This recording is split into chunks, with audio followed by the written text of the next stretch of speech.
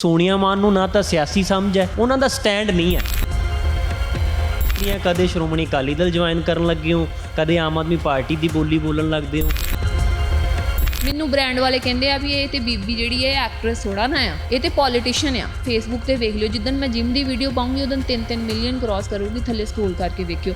ਜਿੱਦਣ ਕਿਤੇ ਮੈਂ ਮੁੱਦੇ ਦੀ ਗੱਲ ਕਰ ਦਿੰਦੀ ਆ, ਪਾ ਦਿੰਦੇ, ਮੇਰੀ ਸੋਸ਼ਲ ਮੀਡੀਆ ਦੀ ਰੀਚ ਵੀ ਘੱਟ ਕਰ ਦਿੰਦੇ ਨੇ। ਮੈਨੂੰ ਕੋਈ ਸ਼ੌਂਕ ਚੜਿਆ ਆ ਕਿ ਮੈਂ ਆਪਣੀਆਂ ਰੀਚਾਂ ਘੱਟ ਕਰਾਂ।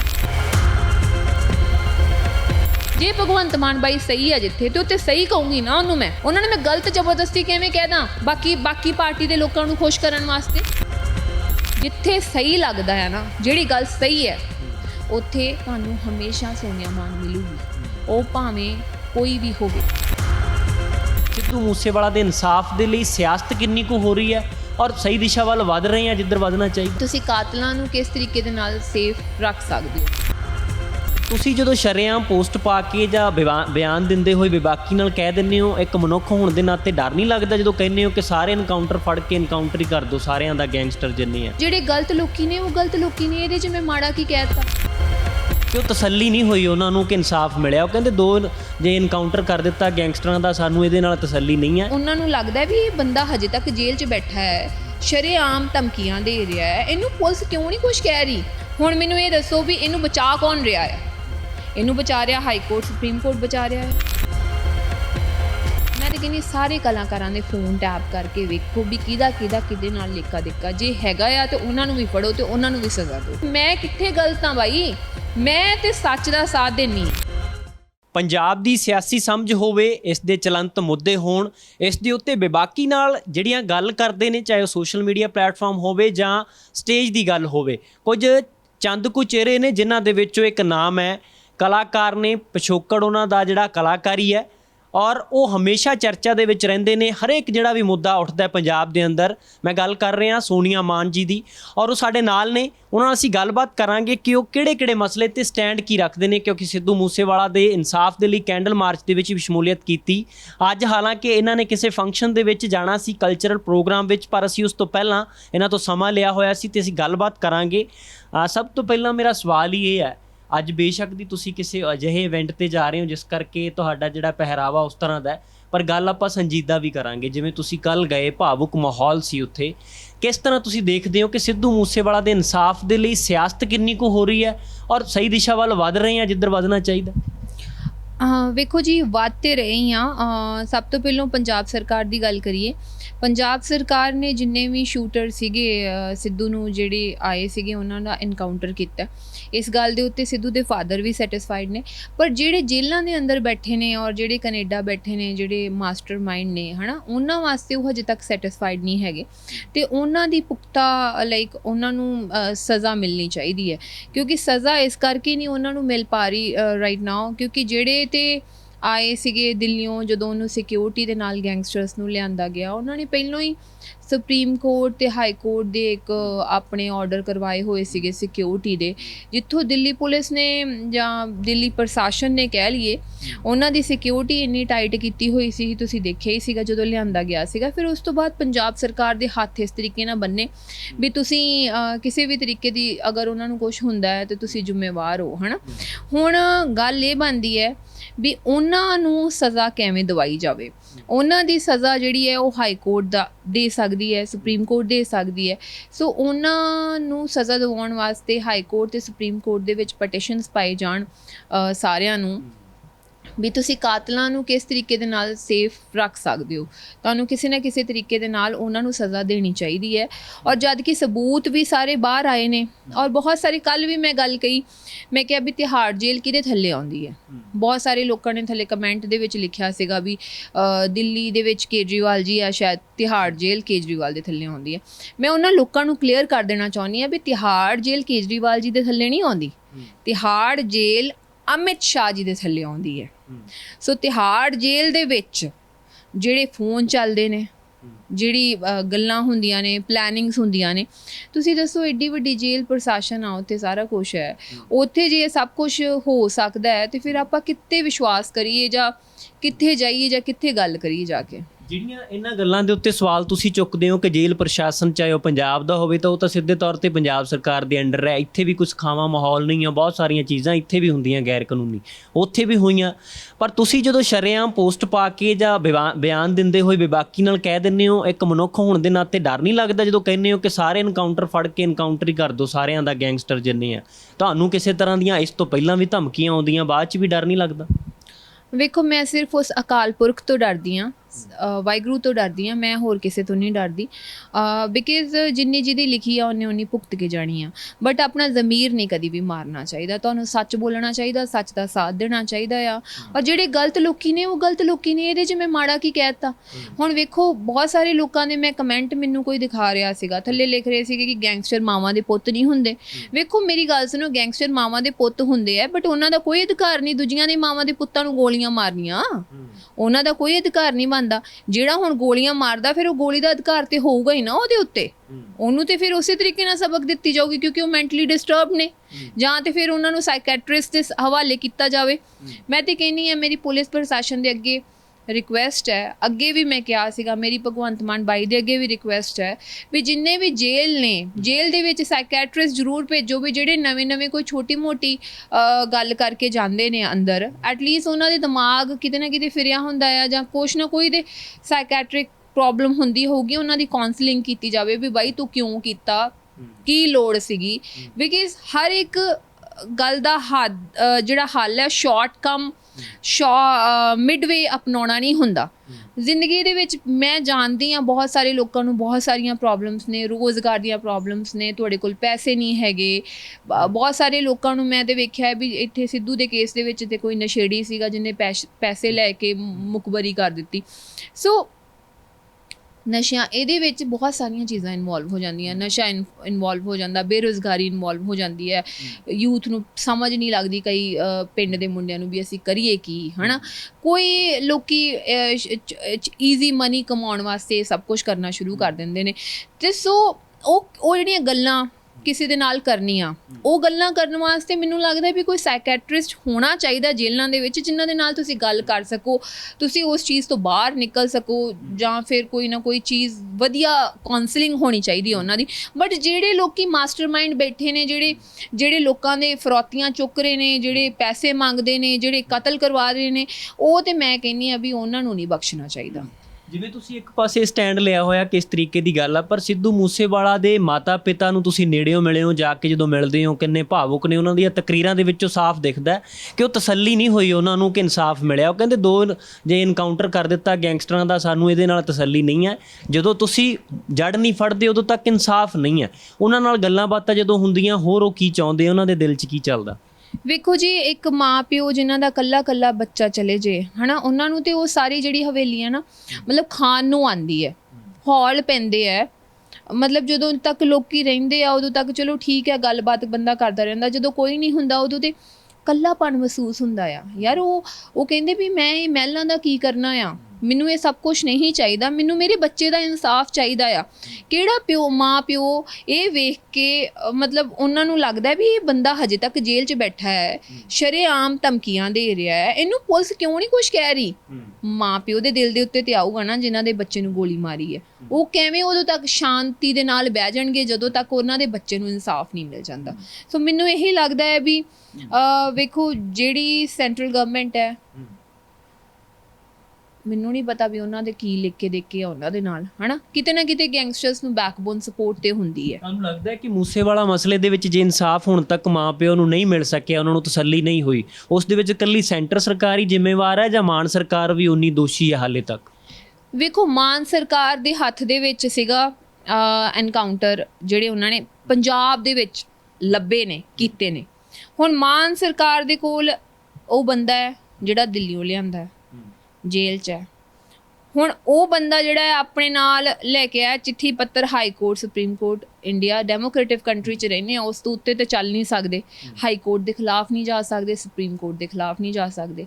ਉਹਨਾਂ ਨੇ ਪਹਿਲਾਂ ਹੀ ਹੱਥ ਬੰਨ੍ਹਤੇ ਵੀ ਜੇ ਇਹਦੀ ਉਂਗਲ ਨੂੰ ਵੀ ਕੁਛ ਕੀਤਾ ਗਿਆ ਤੇ ਤੁਸੀਂ ਜ਼ਿੰਮੇਵਾਰ ਹੋਵੋਗੇ। ਹੁਣ ਮੈਨੂੰ ਇਹ ਦੱਸੋ ਵੀ ਇਹਨੂੰ ਬਚਾ ਕੌਣ ਰਿਹਾ ਆ? ਇਹਨੂੰ ਬਚਾ ਰਿਹਾ ਹਾਈ ਕੋਰਟ, ਸੁਪਰੀਮ ਕੋਰਟ ਬਚਾ ਰਿਹਾ ਆ। ਇਹਨੂੰ ਕੌਣ ਬਚਾ ਰਿਹਾ? ਸੈਂਟਰਲ ਗਵਰਨਮੈਂਟ ਬਚਾ ਰਹੀ ਹੈ। ਕਿਉਂ ਬਚਾ ਰਹੀ ਹੈ? ਮੈਨੂੰ ਇਹ ਨਹੀਂ ਸਮਝ ਲੱਗਦੀ। ਜਦੋਂ ਕਿਸੇ ਬੰਦੇ ਨੇ, ਜਿਹੜਾ ਬੰਦਾ ਕਾਤਿਲ ਆ, ਜਿਹੜਾ ਬੰਦਾ ਕਿਸੇ ਨੂੰ ਮਰਵਾ ਰਿਹਾ ਆ, ਜਿਹੜਾ ਬੰਦੇ ਦਾ ਮਾਸਟਰ ਮਾਈਂਡ ਹੈ, ਉਹਨੂੰ ਤੁਸੀਂ ਕਿਉਂ ਬਚਾ ਰਹੇ ਹੋ ਬਾਈ? ਉਹਨੂੰ ਵੀ ਸਜ਼ਾ ਮਿਲਣੀ ਚਾਹੀਦੀ ਹੈ ਨਾ। ਜੇ ਕਿਸੇ ਦੇ ਪੁੱਤ ਨੂੰ, ਹੁਣ ਇਹ ਕਹਿੰਦੇ ਨੇ ਵੀ ਇਹਨਾਂ ਨੇ ਸਾਡਾ ਮਰਵਾਇਆ ਸੀਗਾ, ਉਹਨਾਂ ਨੇ ਤੁਹਾਡਾ ਮਰਵਾਇਆ। ਯਾਰ ਕਿਤੇ ਦੇ ਖਤਮ ਕਰ ਦਿਓ ਇਹ ਲੜਾਈ। ਤੁਸੀਂ ਮਾਵਾਂ ਦੇ ਪੁੱਤ ਕਿਉਂ ਮਾਰਦੇ ਹੋ? ਕਿਸੇ ਨੂੰ ਮਾਰਨ ਦਾ ਤੁਹਾਡਾ ਕੋਈ ਅਧਿਕਾਰ ਨਹੀਂ ਹੈਗਾ। ਮੈਂ ਕੋਈ ਇਕੱਲੀ ਲਾਰੈਂਸ ਦੇ ਅਗੇਂਸਟ ਨਹੀਂ ਗਈ, ਮੈਂ ਉਨੀ ਹੀ ਬੰਬੀਹਾ ਗਰੁੱਪ ਦੇ ਅਗੇਂਸਟ ਵੀ ਆ। ਮੈਂ ਸਾਰੇ ਜਿੰਨੇ ਵੀ ਦੁਨੀਆ ਦੇ ਗਰੁੱਪ ਆ, ਜਿੰਨੇ ਵੀ ਗੈਂਗਸਟਰ ਆ, ਮੈਂ ਸਾਰਿਆਂ ਦੇ ਖਿਲਾਫ ਆ। ਕਿਉਂਕਿ ਮੈਂ ਨਹੀਂ ਚਾਹੁੰਦੀ ਕੋਈ ਵੀ ਗੈਂਗਸਟਰ ਕਿਸੇ ਵੀ ਮਾਂ ਦੇ ਪੁੱਤ ਨੂੰ ਗੋਲੀ ਮਾਰ ਕੇ ਜਾਵੇ। ਇਹ ਗਲਤ ਆ। ਜੇ ਉਹ ਗੈਂਗਸਟਰ ਸੁਧਰਨਾ ਚਾਹੁੰਦੇ ਆ, ਜਿਹੜੇ ਵੀ ਗਰੁੱਪ ਦੇ ਨੇ, ਉਹਨਾਂ ਨੂੰ ਸਿਲੰਡਰ ਕਰ ਦੇਣਾ ਚਾਹੀਦਾ। ਉਹਨਾਂ ਨੂੰ ਕਹਿਣਾ ਚਾਹੀਦਾ ਅਸੀਂ ਵਧੀਆ ਜ਼ਿੰਦਗੀ ਜੀਣਾ ਚਾਹੁੰਦੇ ਆ, ਜੋ ਵੀ ਕੀਤਾ ਉਹਨਾਂ ਨੇ ਮਾਫੀ ਮੰਗ ਲੈਣ, ਅੱਗੇ ਆ ਜਾਣ। ਕਿੰਨੀ ਸਜ਼ਾ ਮਿਲ ਜੂਗੀ, ਸਜ਼ਾ ਭੁਗਤ ਲੈਣ, ਬਾਹਰ ਆ ਕੇ ਚੰਗਾ ਕੰਮ ਕਰਨ, ਕਿਤੇ ਚੰਗੇ ਬੰਨੇ ਲੱਗਣ। ਜ਼ਰੂਰੀ ਥੋੜਾ ਨਾ ਵੀ ਇਹੀ ਗਲਤ ਕੰਮ ਕਰੀ ਜਾਣੇ ਆ ਸਾਰੀ ਜ਼ਿੰਦਗੀ। ਮੁੜਨਾ ਔਖਾ ਵੀ ਹੋ ਜਾਂਦਾ, ਪਰ ਇੰਨਾ ਵੀ ਔਖਾ ਨਹੀਂ ਹੁੰਦਾ ਕਿ ਮੁੜਿਆ ਨਾ ਜਾ ਕੇ। ਬਹੁਤ ਸਾਰੀਆਂ ਉਦਾਹਰਨਾਂ ਨੇ ਆਪਣੇ ਸਾਹਮਣੇ। ਪਰ ਕਲਾਕਾਰ ਭਾਈਚਾਰੇ ਦੇ ਰੋਲ ਨੂੰ ਕਿਵੇਂ ਦੇਖਦੇ ਹੋ? ਖੁੱਲ੍ਹ ਕੇ ਬਹੁਤੇ ਲੋਕ ਆ ਜਿਹੜੇ ਤੁਹਾਡੇ ਵਾਂਗ ਸੋਸ਼ਲ ਮੀਡੀਆ ਦੇ ਉੱਤੇ ਬਜਾਏ ਜਾਂ ਪੋਸਟ ਪਾਉਣ ਦੇ ਇਸ ਤੋਂ ਵੱਧ ਕੁਝ ਕਰਦੇ ਨਹੀਂ ਆ। ਕਲਾਕਾਰ ਭਾਈਚਾਰੇ ਦਾ ਰੋਲ ਕੀ ਹੋਣਾ ਚਾਹੀਦਾ ਜਦੋਂ ਵੀ ਇਸ ਤਰ੍ਹਾਂ ਦੀ ਮੁਸੀਬਤ ਖੜੀ ਹੁੰਦੀ ਹੈ, ਚਾਹੇ ਉਹ ਪੰਜਾਬ ਹੋਵੇ ਜਾਂ ਪੰਜਾਬ ਤੋਂ ਬਾਹਰ ਵੀ ਹੋਵੇ?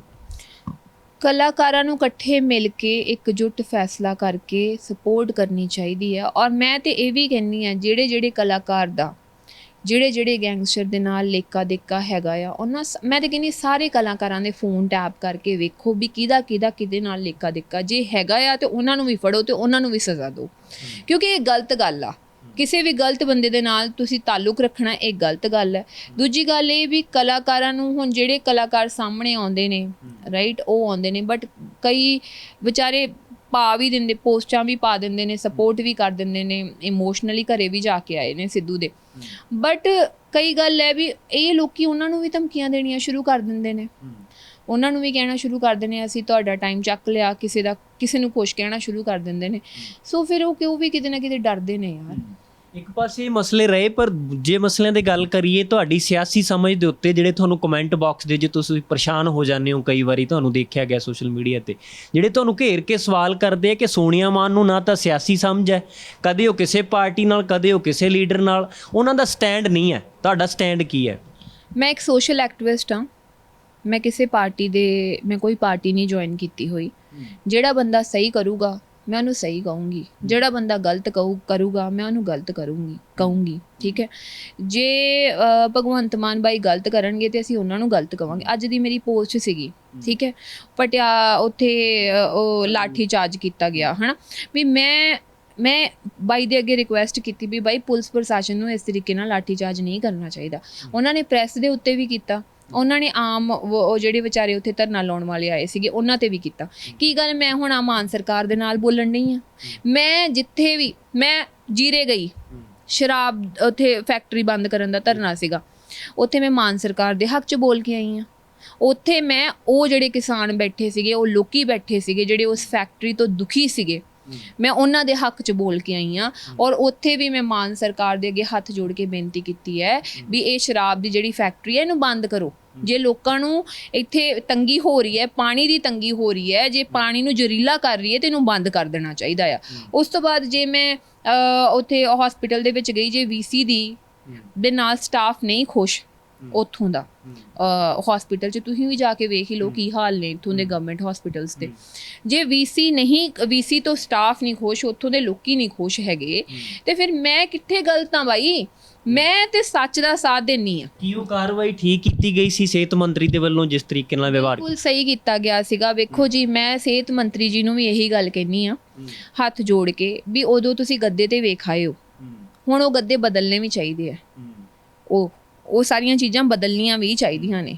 ਠੀਕ ਆ, ਉਸ ਤੋਂ ਬਾਅਦ ਤਾਂ ਬਿਆਨ ਦਿੱਤਾ ਗਿਆ ਕਿ ਗੱਦੇ ਪਹੁੰਚਾ ਦਿੱਤੇ ਗਏ ਆ। ਮੈਂ ਜਾ ਕੇ ਵੇਖਿਆ ਨਹੀਂ, ਮੈਂ ਝੂਠ ਨਹੀਂ ਬੋਲਦੀ। ਜੇ ਮੈਂ ਜਾ ਕੇ ਵੇਖੂੰਗੀ ਤੇ ਮੈਂ ਉੱਤੇ ਬਿਆਨ ਦਊਂਗੀ। ਮੈਂ ਉੱਥੇ ਗਈ, ਉਸ ਤੋਂ ਪਹਿਲਾਂ ਮੈਂ ਕਿਉਂ ਨਹੀਂ ਬਿਆਨ ਦੇ ਦਿੱਤਾ VC ਦੇ ਖਿਲਾਫ? ਮੈਂ ਪਹਿਲਾਂ ਹਸਪੀਟਲ ਗਈ, ਮੈਂ ਜਾ ਕੇ ਦੇਖਿਆ ਉਸ ਹਸਪੀਟਲ ਦੀ ਸਥਿਤੀ ਕੀ ਹੈ, ਉਹ ਸਟਾਫ ਨੂੰ ਮਿਲ ਕੇ ਗੱਲਬਾਤ ਕੀਤੀ, ਉਹਨਾਂ ਨੇ ਜੋ ਮੈਨੂੰ ਦੱਸਿਆ ਉਹਦੇ ਅਕੋਰਡਿੰਗਲੀ ਵੇਖ ਕੇ ਫਿਰ ਮੈਂ ਬੋਲੀ ਹਾਂ। ਹੁਣ ਜਦੋਂ ਤੱਕ ਮੈਂ ਉਹ ਵੇਖਿਆ ਨਹੀਂ, ਮੈਨੂੰ ਨਹੀਂ ਪਤਾ। ਜਿਹੜੀ ਗੱਲ ਸਹੀ ਹੁੰਦੀ ਆ ਨਾ ਵੀਰੇ, ਮੈਂ ਉਹਦੀ ਸਾਈਡ ਦੇਣੀ ਆ। ਮੈਂ ਕਿਸਾਨ ਅੰਦੋਲਨ ਦੇ ਵਿੱਚ ਗਈ, ਮੈਂ ਕਿਸਾਨਾਂ ਦੀ ਸਾਈਡ ਦਿੱਤੀ। ਮੈਂ ਪਿੱਛੇ ਜੇ ਹਿਸਾਰ ਗਈ ਸੀਗੀ, ਹਰਿਆਣੇ ਦੇ ਵਿੱਚ ਪਾਣੀ ਭਰ ਗਿਆ ਫਸਲਾਂ ਦਾ, ਉੱਥੇ ਮੈਨੂੰ ਸੱਦਿਆ ਸੀਗਾ ਔਰ ਉੱਥੇ ਧਰਨਾ ਲਾਇਆ ਸੀਗਾ। ਉੱਥੇ ਕਿਸਾਨਾਂ ਨੇ ਉਹਨਾਂ ਦੀ ਤਹਿਸੀਲ ਦੇ ਵਿੱਚ 3 ਮਹੀਨੇ ਬੈਠੇ ਰਹੇ, ਉਹਨਾਂ ਨੂੰ ਮੁਆਵਜ਼ਾ ਨਹੀਂ ਮਿਲਿਆ ਸੀਗਾ। ਗੁਰਾਹਾਂ ਸਾਹਿਬ ਵੀ ਗਏ ਸੀਗੇ, ਮੈਨੂੰ ਵੀ ਸੱਦਿਆ ਸੀਗਾ, ਮੈਂ ਉੱਥੇ ਵੀ ਬੋਲ ਕੇ ਆਈ। ਉੱਥੇ ਮੈਂ ਕਿਸਾਨਾਂ ਦੇ ਹੱਕ 'ਚ ਬੋਲ ਕੇ ਆਈ। ਜਿੱਥੇ ਸਹੀ ਲੱਗਦਾ ਹੈ ਨਾ, ਜਿਹੜੀ ਗੱਲ ਸਹੀ ਹੈ, ਉੱਥੇ ਤੁਹਾਨੂੰ ਹਮੇਸ਼ਾ ਸੋਨੀਆ ਮਾਨ ਮਿਲੂਗੀ, ਉਹ ਭਾਵੇਂ ਕੋਈ ਵੀ ਹੋਵੇ। ਮੈਂ ਅੱਜ ਤੱਕ ਕਿਸੇ ਵੀ ਪਾਰਟੀ ਦਾ ਸਮਰਥਨ ਨਹੀਂ ਕਰ ਰਹੀ ਰਾਈਟ ਨਾਓ। ਜਿਹੜੀਆਂ ਗੱਲਾਂ ਚੱਲ ਪੈਂਦੀਆਂ, ਕਦੇ ਸ਼੍ਰੋਮਣੀ ਅਕਾਲੀ ਦਲ ਜੁਆਇਨ ਕਰਨ ਲੱਗੇ ਹੋ, ਕਦੇ ਆਮ ਆਦਮੀ ਪਾਰਟੀ ਦੀ ਬੋਲੀ ਬੋਲਣ ਲੱਗਦੇ ਹੋ, ਇਹ ਗੱਲਾਂ ਕਿਉਂ ਚੱਲ ਪੈਂਦੀਆਂ ਕਿ ਕਿਸੇ ਪਾਰਟੀ ਵੱਲੋਂ ਲਾਰ ਹੋ ਗਏ? ਵੇਖੋ ਮੇਰੀ ਗੱਲ ਸੁਣੋ, ਸ਼੍ਰੋਮਣੀ ਅਕਾਲੀ ਦਲ ਮੈਂ ਜੁਆਇਨ ਨਹੀਂ ਕਰਨੀ ਸੀਗੀ, ਨਾ ਮੈਂ ਕਦੀ ਕੀਤੀ ਹੈ। ਆਮ ਆਦਮੀ ਪਾਰਟੀ ਜ਼ਰੂਰ ਜੁਆਇਨ ਕਰਨੀ ਸੀਗੀ, ਮੈਂ ਸੱਚ ਬੋਲਦੀ ਹਾਂ, ਬਟ ਮੈਂ ਨਹੀਂ ਕੀਤੀ। ਮੈਨੂੰ ਆਮ ਆਦਮੀ ਪਾਰਟੀ ਠੀਕ ਲੱਗਦੀ ਹੈ ਉਹਨਾਂ ਦੇ ਕੰਮਾਂ ਦੇ ਵਿੱਚ, ਕਿਉਂਕਿ ਉਹਨਾਂ ਨੇ ਕੋਈ ਕਰਪਸ਼ਨ ਨਹੀਂ ਕੀਤੀ ਹਜੇ ਤੱਕ। ਕਾਰਨ ਕੀ ਰਿਹਾ? ਪਹਿਲਾਂ ਮਨ ਬਣਿਆ ਆਮ ਆਦਮੀ ਪਾਰਟੀ ਜੁਆਇਨ ਕਰਨ ਦਾ, ਬਾਅਦ ਵਿੱਚ ਨਹੀਂ ਬਣਿਆ। ਮੈਂ ਇਸ ਕਰਕੇ ਨਹੀਂ ਕੀਤੀ ਜੁਆਇਨ ਪਾਰਟੀ, ਕਿਉਂਕਿ ਲੋਕੀ ਨਾ ਮੈਨੂੰ ਬੜੀ ਸਵਾਲ ਜਵਾਬ ਇਸ ਗੱਲ ਦੇ ਉੱਤੇ। ਜੇ ਮੈਂ ਸੈਲਫਿਸ਼ ਹੁੰਦੀ ਨਾ ਬਾਈ, ਮੈਂ ਕਰ ਲੈਂਦੀ। ਮੇਰੇ ਕੋਲ MLA ਦੀ ਟਿਕਟ ਉੱਥੋਂ ਦੀ ਵੀ ਸੀਗੀ ਤੇ ਮੇਰੇ ਕੋਲ ਰਾਜਸਥਾਨ ਸੀ ਹਲਕੇ ਦੀ, ਮੇਰੇ ਫਾਦਰ ਜਿੱਥੋਂ ਲੜਦੇ ਸੀਗੇ ਉੱਥੋਂ ਦੀ ਵੀ ਸੀਗੀ, ਹੈ ਨਾ। ਮੈਂ ਲੜ ਲੈਂਦੀ, ਮੈਂ ਜੇ ਲੋਕਾਂ ਦੀ ਨਹੀਂ ਸੁਣਦੀ ਤੇ ਠੀਕ ਹੈ। ਮੇਰੇ ਲਈ ਮੇਰੇ ਲੋਕ ਜ਼ਿਆਦਾ ਇੰਪੋਰਟੈਂਟ ਆ। ਮੈਂ ਨਹੀਂ ਚਾਹੁੰਦੀ ਵੀ ਲੋਕੀ ਮੈਨੂੰ ਇਹ ਸੋਚਣ ਵੀ ਸੋਨੀਆ ਦੇ ਕਿਸਾਨ ਅੰਦੋਲਨ 'ਚ ਇਸ ਕਰਕੇ ਗਈ, ਇਹਨੇ MLA ਦੀ ਇਲੈਕਸ਼ਨ ਲੜਨੀ ਸੀ। ਬਾਈ MLA ਦੀ ਇਲੈਕਸ਼ਨ ਬਹੁਤ ਛੋਟੀ ਹੈ, ਠੀਕ ਆ। ਮੈਂ ਆਪਣੇ ਬੰਬੇ ਕਿੰਨੀਆਂ ਮੈਂ ਹੁਣ ਕੰਟਰੈਕਟ ਕੀ ਵਿਖਾਵਾਂ, ਹੈ ਨਾ। ਮੇਰੀ ਲਾਸਟ ਹੈਪੀ ਹਾਰਡੀ ਹੀ ਹਿਮੇਸ਼ ਨਾਲ ਰਿਲੀਜ਼ ਹੋਈ ਸੀ, ਕਿੰਨੀਆਂ ਹੋਰ ਫਿਲਮਾਂ ਮੇਰੀਆਂ ਸਾਈਨ ਸੀਗੀਆਂ, ਪਰ ਮੈਂ ਨਹੀਂ ਦੱਸਣਾ ਚਾਹੁੰਦੀ ਇਹ ਸਾਰੀਆਂ ਗੱਲਾਂ, ਠੀਕ ਆ। ਮੈਂ ਵੀ ਇੰਡਸਟਰੀ ਦੇ ਵਿੱਚ ਕੰਮ ਕਰ ਸਕਦੀ ਹਾਂ, ਮੈਂ ਵੀ ਫਿਲਮਾਂ ਕਰ ਸਕਦੀ, ਮੈਂ ਵੀ ਆਪਣੀਆਂ ਪੋਸਟਾਂ ਸੂਟਾਂ ਦੀਆਂ ਪਾਵਾਂ, ਕੰਮ ਕਰਾਂ, ਐਡਾਂ ਕਰਾਂ, ਪੈਸੇ ਕਮਾਵਾਂ, ਰੀਲਾਂ ਪਾਵਾਂ ਗਾਣਿਆਂ ਦੇ ਉੱਤੇ। ਮੈਨੂੰ ਕੀ ਲੋੜ ਪਈ ਮੈਂ ਆਪਣੇ ਸੋਸ਼ਲ ਮੀਡੀਆ ਦੀ ਰੀਚ ਘੱਟ ਕਰਾਂ ਬਾਈ? ਮੇਰੇ ਸੋਸ਼ਲ ਮੀਡੀਆ ਤੇ ਜਦੋਂ ਵੀ ਮੈਂ ਕਿਸੇ ਮੁੱਦੇ ਦੀ ਗੱਲ ਪਾਉਂਦੀ ਹਾਂ, ਜਦੋਂ ਵੀ ਮੈਂ ਜੇ ਸੈਂਟਰਲ ਗਵਰਨਮੈਂਟ ਦੇ ਖਿਲਾਫ ਬੋਲਦੀ ਹਾਂ, ਮੇਰੀ ਰੀਚ ਘੱਟ ਕਰ ਦਿੰਦੇ ਆ। ਮੇਰੇ ਸੋਸ਼ਲ ਮੀਡੀਆ ਨੂੰ ਬੰਦ ਹੀ ਇੱਕ ਤਰ੍ਹਾਂ ਦੀ ਫੇਸਬੁੱਕ ਤੇ ਵੇਖ ਲਿਓ, ਜਿੱਦਣ ਮੈਂ ਜਿਮ ਦੀ ਵੀਡੀਓ ਪਾਉਂਗੀ ਉਦੋਂ 3-3 ਮਿਲੀਅਨ ਕ੍ਰਾਸ ਕਰੂਗੀ, ਥੱਲੇ ਸਕਰੋਲ ਕਰਕੇ ਵੇਖਿਓ।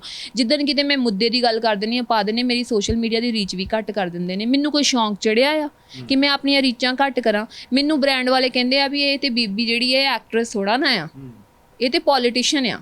ਬਾਈ ਮੈਂ ਕਿਹੜੇ ਵੱਲੋਂ ਪੋਲੀਟੀਸ਼ੀਅਨ? ਮੈਂ ਕਿਹੜੀ ਕੋਈ ਪਾਰਟੀ ਜੁਆਇਨ ਕੀਤੀ? ਮੈਂ ਤੇ ਮੁੱਦਿਆਂ ਦੀ ਗੱਲ ਕਰਦੀ ਹਾਂ। ਜਿਹੜਾ ਵੀ ਕੋਈ ਮੁੱਦਾ ਹੋਇਆ, ਮੈਂ ਇੱਕ ਬੰਨੇ ਆਪਣਾ ਕੰਮ ਗਵਾਤਾ, ਇੱਕ ਬੰਨੇ ਮੈਂ ਸਾਰੀਆਂ ਗੱਲਾਂ ਗਵਾਤੀਆਂ। ਮੈਂ ਸਾਰੇ ਕਿਤੇ ਜਿੱਥੇ ਵੀ ਪੰਜਾਬ ਦੇ ਵਿੱਚ ਕੋਈ ਪ੍ਰੋਬਲਮ ਹੁੰਦੀ ਆ, ਮੈਨੂੰ ਬੁਲਾਉਂਦੇ ਆ, ਮੈਂ ਉੱਥੇ ਜਾ ਕੇ ਗੱਲ ਕਹਿੰਦੀ, ਉਹਨਾਂ ਦੇ ਹੱਕ ਦੀ ਗੱਲ ਕਰਦੀ ਹਾਂ। ਜੇ ਭਗਵੰਤ ਮਾਨ ਬਾਈ ਸਹੀ ਆ ਜਿੱਥੇ, ਤੇ ਉੱਥੇ ਸਹੀ ਕਹੂੰਗੀ ਨਾ ਉਹਨੂੰ ਮੈਂ। ਉਹਨਾਂ ਨੂੰ ਮੈਂ ਗਲਤ ਜ਼ਬਰਦਸਤੀ ਕਿਵੇਂ ਕਹਿ ਦਾਂ ਬਾਕੀ ਪਾਰਟੀ ਦੇ ਲੋਕਾਂ ਨੂੰ ਖੁਸ਼ ਕਰਨ ਵਾਸਤੇ? ਜਿੱਥੇ ਮੇਰੀ ਗੱਲ ਸੁਣੋ, ਜਿੱਥੇ ਸਿਮਰਨਜੀਤ ਸਿੰਘ ਮਾਨ ਸਹੀ ਨੇ, ਉੱਥੇ ਉਹਨਾਂ ਨੂੰ ਮੈਂ ਸਹੀ ਕਹੂੰਗੀ ਨਾ ਬਾਈ। ਉਹਨਾਂ ਨੂੰ ਮੈਂ ਗਲਤ ਕਿਵੇਂ ਕਹਿ ਦਾਂ? ਫਿਰ ਇਹ ਮੈਨੂੰ ਕਹਿ ਦਿੰਦੇ ਤੂੰ ਖਾਲਿਸਤਾਨ ਨੂੰ ਸਪੋਰਟ ਕਰਦੀ ਹੈ। ਫਿਰ ਇੱਕ ਜੇ ਭਗਵੰਤ ਮਾਨ ਨੂੰ ਸਪੋਰਟ ਗੱਲ ਉਹਨਾਂ ਦੇ ਹੱਕ ਦੀ ਕਰਤੀ, ਤੂੰ ਜੀ ਆਪ ਪਾਰਟੀ ਜੁਆਇਨ ਕਰ ਲਈ। ਜੇ ਮੈਂ ਕਾਂਗਰਸ ਦੇ ਇੰਡੀਆ ਰਾਈਜ਼ਿੰਗ ਟੈਲੈਂਟ ਦੇ ਵਿੱਚ ਚਲੇਗੀ, ਉਹਨਾਂ ਨੇ ਮੈਨੂੰ ਸੱਦਿਆ ਤੇ ਕਹਿੰਦੇ ਵੀ ਇਹਨੇ ਕਾਂਗਰਸ ਨੂੰ ਸਪੋਰਟ ਕਰਤਾ। ਬਾਈ ਮੈਂ ਕਿਸੇ ਪਾਰਟੀ ਨੂੰ, ਮੈਂ ਮੁੱਦਿਆਂ ਦੇ ਉੱਤੇ ਗੱਲ ਕੀਤੀ ਹੈ। ਜੋ ਕੋਈ ਗੱਲ ਕੀਤੀ ਹੈ, ਸਿਮਰਨਜੀਤ ਸਿੰਘ ਮਾਨ ਦੀ ਮੈਂ ਬਹੁਤ ਇੱਜ਼ਤ ਕਰਦੀ ਹਾਂ। ਮੈਂ ਉਹਨਾਂ ਦੀ ਸਪੋਰਟ ਕੀਤੀ ਸੀਗੀ ਕਿਉਂਕਿ ਉਹਨਾਂ ਨੇ ਇੱਕ ਸਟੈਂਡ ਤੇ ਰਹੇ ਸਾਰੀ ਜ਼ਿੰਦਗੀ।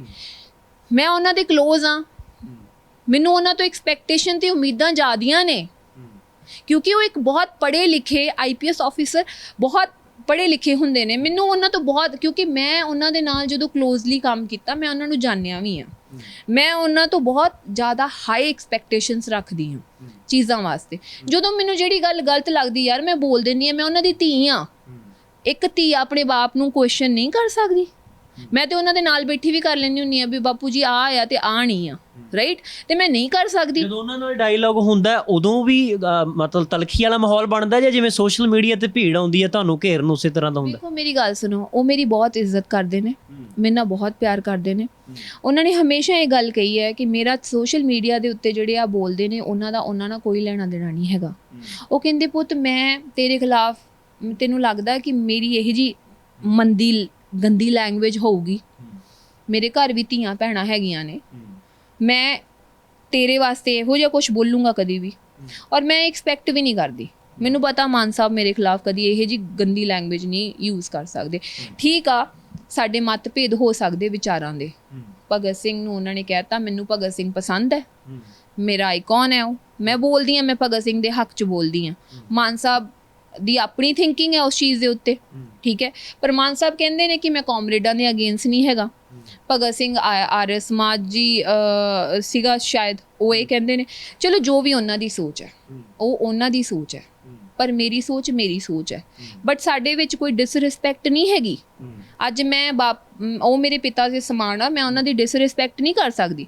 ਹਾਂ, ਮੈਂ ਉਹਨਾਂ ਨੂੰ ਕੁਐਸਚਨ ਜ਼ਰੂਰ ਕਰ ਸਕਦੀ ਹਾਂ, ਉਹਨਾਂ ਦੇ ਸਾਹਮਣੇ ਬਹਿ ਕੇ ਵੀ ਕਰ ਸਕਦੀ ਹਾਂ, ਕਿਉਂਕਿ ਮੈਨੂੰ ਉਹਨਾਂ ਤੋਂ ਉਮੀਦਾਂ ਜ਼ਿਆਦੀਆਂ ਨੇ, ਰਾਈਟ। ਬਾਕੀ ਇਹ ਜਿਹੜੀ ਸੋਸ਼ਲ ਮੀਡੀਆ ਦੇ ਉੱਤੇ ਸੋ ਕਾਲਡ ਆਪਣੇ ਆਪ ਨੂੰ ਧਰਮ ਦੇ ਜਥੇਦਾਰ ਸਮਝਦੇ ਨੇ, ਜਿਨ੍ਹਾਂ ਨੇ ਗੁਰੂ ਗ੍ਰੰਥ ਸਾਹਿਬ ਕੋਟ ਕੇ ਅੰਦਰ ਪਾਈ ਹੋਈ ਹੈ, ਉਹਨਾਂ ਦੇ ਮੂੰਹ 'ਚੋਂ ਇਹੋ ਜਿਹੇ ਸ਼ਬਦ ਨਿਕਲਦੇ ਨੇ ਤੇ ਉਹ ਤੇ ਉਹਨਾਂ ਦਾ ਕਰਮ ਹੈ। ਇਹੋ ਤੇ ਬਾਬਾ ਨਾਨਕ ਉਹਨਾਂ ਨੂੰ ਸਿਖਾ ਕੇ ਗਿਆ ਸੀਗਾ, ਧੀਆਂ ਭੈਣਾਂ ਦੀ ਇੱਜ਼ਤ ਇਸ ਤਰੀਕੇ ਨਾਲ ਕੀਤੀ ਜਾਂਦੀ ਹੈ ਤੇ ਕਰਨ। ਮੈਨੂੰ ਤਾਂ ਕੋਈ ਨਹੀਂ, ਇਹਨਾਂ ਨੂੰ ਇੰਨਾ ਨਹੀਂ ਪਤਾ ਕਿ ਜਿਹੜੇ ਬਾਪੂ ਦੇ ਨਾਲ ਮੇਰੀ ਗੱਲਬਾਤ ਆ, ਮੇਰੀ ਤੇ ਉਹਨਾਂ ਨਾਲ ਕਿਸੇ ਗੱਲ ਦੀ ਕੋਈ ਦੁਸ਼ਮਣੀ ਨਹੀਂ, ਨਾ ਹੀ ਸਾਡੀ ਕੋਈ ਲੜਾਈ ਹੈ।